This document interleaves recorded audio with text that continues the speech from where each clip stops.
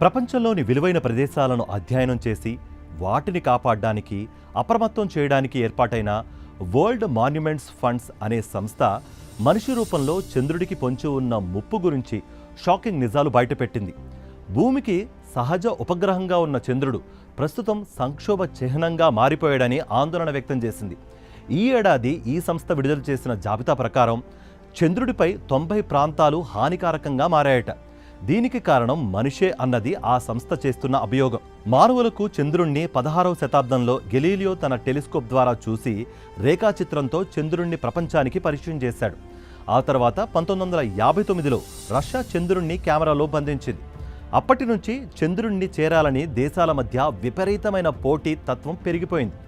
ఆ తర్వాత 10 ఏళ్లకు అమెరికా చంద్రుడి మీదకు తన వ్యోమగాములను పంపించింది. చంద్రుని గురించి ఇప్పుడు మరింత తెలుసుకోవడానికి దేశాలు, ప్రైవేట్ సంస్థలు, అంతరిక్ష పరిశ్రమలో కొత్తగా పోటీలు పెరిగిపోయాయి.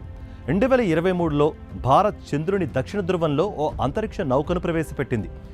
నేటి ఆధునిక యుగంలో కొన్ని దేశాలు అంతరిక్షయానంలో పోటాపోటీగా తమ ప్రయోగాలు చేస్తూ మానవ అంతరిక్ష ప్రయోగం కోసం ప్రయత్నించడం, చంద్రుని ప్రాంతాలలో పర్యాటక ప్రాంతాలు ప్రారంభించడం, గతంలో అంతరిక్షంలోకి వెళ్లిన వ్యోమగాములు చంద్రునిపై వదిలిన వ్యర్థాలతో అక్కడి ప్రదేశం హానికారకంగా మారుతోందట.